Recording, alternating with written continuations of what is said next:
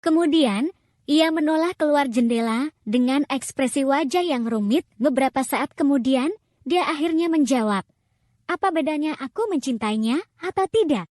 Semua sudah terjadi, tidak ada yang bisa ditarik kembali, dan tidak ada yang bisa mengubah apa yang telah terjadi." Mesyu Lingling mendengar kesedihan yang berat dalam suara Hu Mian. Dia merasakan kepedihan yang tulus untuk temannya. "Mian, ketika kita masih di sekolah menengah, fakta bahwa kamu dan Kincu berkumpul adalah apa yang membuatku percaya bahwa dongeng bisa menjadi nyata. Kalian berdua adalah orang yang luar biasa. Bagaimana bisa sampai seperti sekarang ini? Sayang sekali. Saya akan mengatakan sesuatu, tapi jangan marah. Saya selalu merasa Ning Xiuan tidak cukup baik untuk Anda. Maksudku, saat di sekolah, kamu..." Wu Mian memotong ucapan Zhu Lingling sebelum dia bisa menyelesaikannya. "Lingling, hentikan. Itu semua sudah berlalu. Tidak peduli bagaimana perasaanku terhadap Kincu. Tidak mungkin kita bisa bersama lagi. Kamu tahu apa yang terjadi kejadian 7 tahun lalu dan apa yang telah terjadi padaku? Aku sudah kehilangan keluargaku. Apa yang bisa lebih buruk dari itu? Saya benar-benar berharap bahwa saya adalah orang yang meninggal saat itu." Pada titik ini, suara Wu Mian tersangkut di tenggorokannya. Zhu Lingling menyadari apa yang terjadi. Kejadian itulah yang membuat Wu Mian menyembunyikan auranya yang bercahaya. Mengundurkan diri untuk menjadi anggota masa umum yang tertatih-tatih, Zhu Lingling meletakkan tangan di bahu Wu Mian dan menghibur. "Mian, dengarkan aku. Sudah lama sekali. Jadi berhentilah menyalahkan diri sendiri. Bukankah kamu sudah berusaha menebusnya selama ini? Saya rasa kamu juga tidak bisa menimpakan semua kesalahan pada Kincu. Anda tahu betul bahwa dia telah berada di luar negeri selama bertahun-tahun, mempertimbangkan bagaimana perasaannya terhadap Anda. Saya rasa tidak mungkin dia tahu tentang apa yang terjadi. Lalu kenapa? Dia masih anggota keluarga Qin, bukan? Bisakah dia benar-benar melepaskan semua kesalahan atas apa yang dilakukan keluarganya?" Mata Hu Mian memerah saat dia menuntut. "Mian, Zhu Lingling sepertinya ingin mengatakan lebih banyak, namun dia terputus ketika dia melihat Hu Mian mengangkat tangan. "Lingling, kamu tidak perlu mengatakan apa-apa lagi. Kamu adalah sahabatku, dan aku tahu kamu hanya mengatakan apa yang menurutmu terbaik untukku. Tapi, kamu tidak mungkin bisa memahami hal-hal yang aku alami. Biarkan aku mengambil keputusan sendiri tentang hal ini, oke?" "Baiklah, aku hanya berharap, apapun yang kamu putuskan, kamu tidak menyalahkan dirimu sendiri. Saya telah melihat betapa sulitnya beberapa tahun terakhir ini bagi Anda. Aku benar-benar berharap kamu bisa kembali menjadi Hu Mian yang tinggi dan perkasa seperti dulu. Orang yang tidak akan membiarkan orang lain mempengaruhinya." Wu Mian tersenyum pahit, tapi tidak menjawab. Yang dia inginkan hanyalah bersenang-senang dengan makan daging. Namun, dengan topik berat tentang Kincu yang menggantung di udara, dia tidak lagi memiliki nafsu makan. Dia hampir tidak menyentuh makanannya sebelum segera meninggalkan tempat temannya. Dalam perjalanan pulang, dia bertanya-tanya, apakah dia harus menelepon Ning Xiuan lagi? Bagaimanapun, dia yang pertama kali melakukan kesalahan. Saat dia mengeluarkan ponselnya dan hendak menelepon, ponselnya berdering. Ide penelepon menampilkan nomor adik laki-lakinya. Dia segera mengangkatnya. "Shixin, Kak, cepatlah. Kamu harus datang ke rumah sakit. Ibu pingsan di ujung sana." Suara Jing Shixin terdengar cemas. "Apa? Ibu pingsan? Bagaimana? Rumah sakit mana?" "Aku akan pergi sekarang. Kami berada di rumah sakit rakyat keempat. Rumah sakit yang dekat dengan rumah. Datanglah ke lantai 7, kamar 709. "Oke, saya akan segera ke sana." Menutup telepon, ekspresi Hu Mian tertekan. "Pak, tolong berbalik dan pergi ke rumah sakit rakyat keempat." 20 menit kemudian, Hu Mian bergegas menaiki tangga dan menerobos pintu kamar rumah sakit.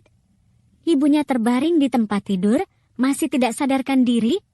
Wajahnya pucat, dan dia mengenakan masker oksigen. Di sampingnya ada seorang anak laki-laki berusia belasan tahun yang mengenakan baju olahraga Nike berwarna hitam. Rambutnya agak panjang dan wajahnya agak halus. Dia adalah saudara tiri Womian, Jing Shixin, dan mereka memiliki hubungan keluarga dari pihak ibu mereka. Kakak, kamu di sini. Shixin, apa yang terjadi dengan ibu? Bukankah kamu di sekolah? Mengapa kamu ada di rumah sakit? Saya sedang berada di kelas olahraga ketika saya mendapat telepon dari tetangga kami. Ibu, dia mengatakan bahwa ibu kami pingsan di depan toko swalayan. Saya mengatakan kepada guru bahwa saya harus pergi, memanggil ambulans, dan segera datang. Ibu selalu cukup sehat. Bagaimana ini bisa terjadi? Womian sakit karena khawatir. Saat itu, pintu terbuka dan seorang dokter masuk. Siapa di antara kalian yang merupakan anggota keluarga Yang Meirong?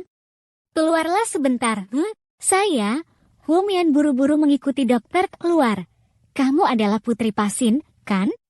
Dokter menebak berdasarkan usia Womian. Womian mengangguk. Apakah Anda tahu bahwa Pasin menderita tekanan darah tinggi? Tanya dokter dengan nada keras. Saya tahu. Tapi ibu saya sudah meminum obatnya dan dia telah memastikan bahwa dia mendapatkan istirahat yang cukup. Saya memeriksa tekanan darahnya setiap kali ada waktu dan tekanan darahnya cukup stabil untuk sementara waktu ini.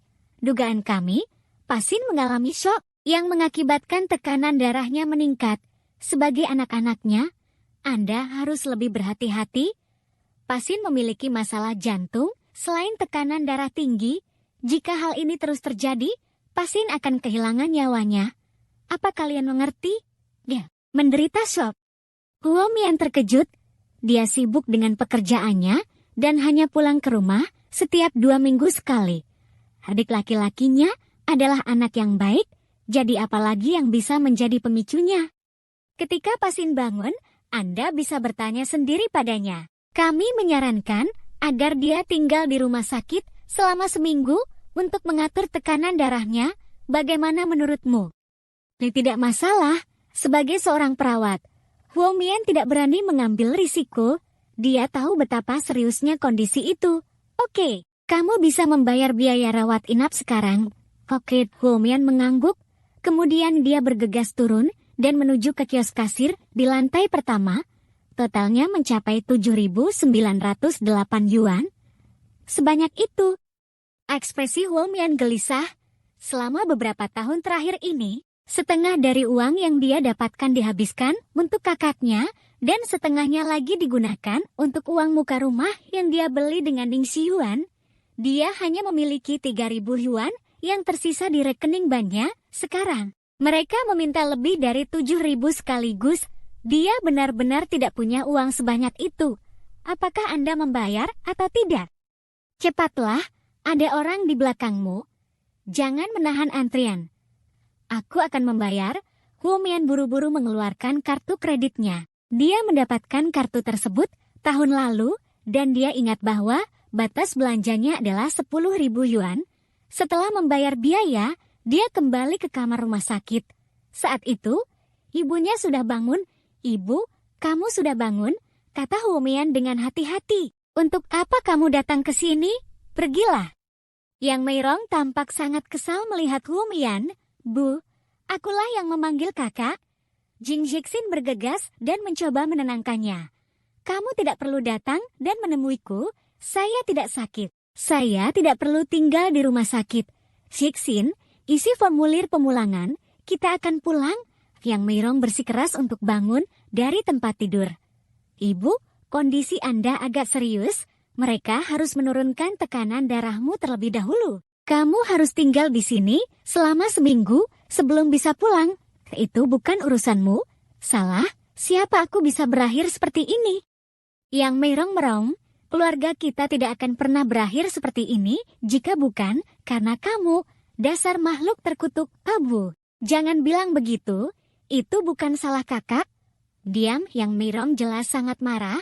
Makhluk terkutuk ini menewaskan ayahmu dengan nasib buruknya, dan sekarang pria terkutuk itu kembali juga. Dia datang ke rumah kita dan mondar-mandir, mengira dia maha kuasa hanya karena dia punya uang. Kompensasi. Itu cara yang bagus untuk mengatakannya. Siapa yang menginginkan uangnya yang busuk? Apakah uangnya bisa menghidupkan orang mati? Saat itu, Huo Mian merasakan hatinya tenggelam saat dia akhirnya mengerti apa yang terjadi, Bu. Apakah King Chu datang mencarimu? Anda berani menanyakan hal itu kepada saya? Jangan bilang kalau kamu sudah bertemu dengannya sendiri. Yang Meirong memelototi Huo Mian dengan kejam. Huo Mian kehabisan kata-kata. Memang benar bahwa dia telah bertemu dengan King Chu, meskipun itu tidak disengaja. Tapi, ibunya tidak akan pernah mendengarkan penjelasannya. Apapun yang bisa dia katakan sekarang hanya akan membuat ibunya semakin marah. Ibu, beristirahatlah. Aku akan datang dan menemuimu besok. Aku tidak butuh belas kasihanmu jika kau masih punya sedikit rasa malu. Jangan pernah datang menemuiku lagi. Kamu hanya akan membuatku mati lebih cepat, seperti yang kamu lakukan pada Paman Jing. Kata-kata mengejek ibunya mengirimkan rasa sakit yang menusuk langsung ke hati Huo Mian. Dia telah menyalahkan dirinya sendiri atas kematian Paman Jing selama 7 tahun. Selama 7 tahun ini, tidak ada yang lebih kehilangan daripada dirinya. Mendengar hal ini, dia terdiam, berbalik, dia mendorong pintu dan pergi. Kak, aku akan mengantarmu keluar. Jing Zixin mengikutinya keluar. Tahu bahwa kakaknya pasti merasa sedih. Kak, ibu hanya memiliki temperamen yang buruk. Jangan pikirkan apa yang dia katakan. Dia sudah seperti ini selama beberapa tahun sekarang. Lagi pula, dari yang aku baca, wanita seusianya bisa mengalami menopause. Itulah yang terjadi pada ibu. Oh, buku apa yang telah kamu baca? Huo Mian menatap adiknya, marah sekaligus geli. Kak, jangan khawatir tentang apa yang terjadi di sini. Aku akan menjaga ibu. Lakukan apapun yang harus kamu lakukan. Huo Mian mengangguk. Aku akan berhenti bekerja besok dan datang untuk merawatnya. Kamu harus kembali ke sekolah besok. Dan ini uang untuk menutupi biaya hidupmu bulan depan. Ambillah, Be. Huo Mian mengeluarkan uang tunai 1.000 yuan dari dompetnya dan menyerahkannya kepada adiknya. Kak, aku tidak membutuhkannya. Aku masih punya sisa uang dari bulan lalu. Lagi pula, aku bekerja paruh waktu di sekolah, jadi kamu tidak perlu memberiku uang lagi. Kamu akan menikah dan akan ada banyak hal yang kamu dan si Yuan akan membutuhkan uang. Ambillah, bahkan jika aku akan menikah, aku masih bisa menyisihkan sedikit untuk diberikan kepadamu. Zixin, aku tahu kamu mengkhawatirkanku. Jadi kamu telah berhati-hati dalam membelanjakan uangmu. Tapi, kamu tidak boleh menyisihkan uang untuk hal yang tidak seharusnya. Kamu masih seorang anak yang sedang tumbuh dan perlu makan dengan baik. Dengan itu, Huo Mian mengusap bagian atas kepala adiknya dengan penuh kasih sayang. Aku tahu, kak kamu juga. Huo Mian meninggalkan rumah sakit dengan hati yang berat. Dia tidak menyangka King Chou akan menemukan ibu dan adiknya secepat itu. Apa yang dia coba lakukan? Mungkin mereka benar-benar perlu berbicara. Mengambil ponselnya, dia mengeluarkan riwayat panggilannya. Nomor asing yang diakhiri dengan 8.866 itu pasti miliknya. Setelah beberapa saat ragu-ragu, dia menelpon. Segera setelah panggilan masuk, Huo Mian mulai bertanya dengan marah. King Chu, apa yang kamu inginkan dariku? Nah maaf, Presiden Qin sedang rapat. Bolehkah saya bertanya, siapa yang menelpon? Suara seorang pria yang tidak dikenal datang dari seberang telepon. Karena terkejut, Huo Mian tidak berbicara. Saya asisten Presiden Qin. Bolehkah saya menyampaikan pesan untuknya? Tidak, terima kasih. Jawabnya dengan dingin, lalu menutup telepon. Kantor pusat Jika, di dalam ruang rapat eksekutif. King Chu mengenakan kemeja hitam yang dibuat khusus di Italia dengan manset yang dihiasi dengan berlian mewah. Penampilannya memiliki aura misteri. Tidak ada sedikit pun senyuman atau kehangatan di wajah tampannya, bahkan tatapannya seperti mengandung pecahan es. Dia mengambil alih posisi Chiogeke sehari setelah kembali ke negara itu. Ayahnya, ketua perusahaan, sudah setengah pensiun dan dengan senang hati menyerahkan bisnis keluarga kepada putranya Presiden Qin. Proyek Greenfield Manor telah disetujui oleh ketua. Yang dibutuhkan hanyalah tanda tangan Anda. Jika Anda mau melihatnya, ketika Anda punya waktu, maukah Anda menandatangani dokumen tersebut sehingga kami dapat melanjutkan pembangunan? Direktur Departemen Pengembangan Lahan bertanya dengan hati-hati.